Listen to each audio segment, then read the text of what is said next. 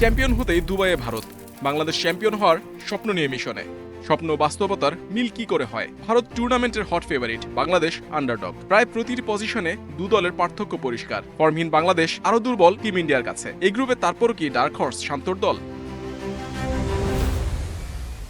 জিততে হলে শান্তদের ভালো খেললেই চলবে না, ভারতের বাজি দিনও যে লাগবে। দু দলের তুলনায় শুধু পেস ডিপার্টমেন্টই বাংলাদেশকে প্রতিদ্বন্দ্বিতায় রাখতে পারে। সেজন্য পাওয়ার প্লেতে টিম ইন্ডিয়ার ব্যাটিং ধস জরুরি।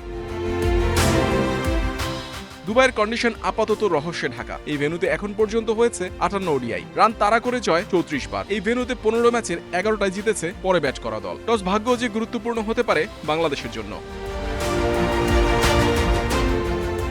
পেসারদের প্রভাব বেশি লক্ষ্য করা গেছে সবশেষ লিগে। পেসারদের 116 উইকেটের বিপরীতে স্পিনারদের 64 শিকার।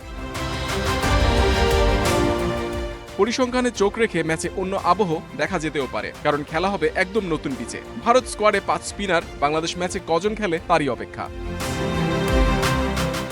3 পেসার 2 স্পিনার নিয়ে বাংলাদেশের বোলিং কম্বিনেশন। প্রস্তুতি ম্যাচের পর স্পিনে মিরাজের সঙ্গী হতে এগিয়ে রিশাদ। পেস আক্রমণে তাসকিন তানজিম নতুন বল সামলাবেন। আর ভারতের বিপক্ষে অভিজ্ঞতায় নাহিদের চেয়ে মুস্তাফিজের সম্ভাবনা বেশি।